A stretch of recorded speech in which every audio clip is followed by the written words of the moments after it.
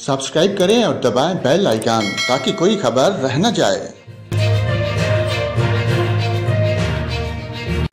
नाज़रीन, आपको बताएं, कराची के मुख्तलिफ इलाकों में तेज़ बारिश के बाद दिन भर रहने वाली गर्मी और हवस की शिद्दत कम हो गई और मौसम खुशगवार हो गया।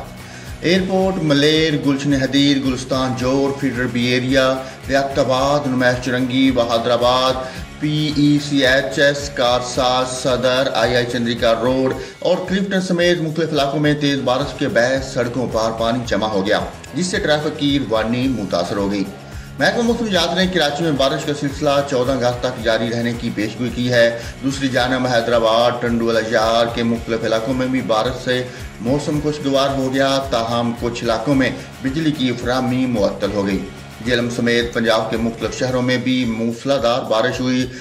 शुमाल मशरकी बलोचिस्तान के इलाके शिरानी, दानासर, लोईबांद और कंजूगी में भी तेज हवाओं के बाद मूसलाधार बारिश के बाद कई इलाकों में पानी भर गया।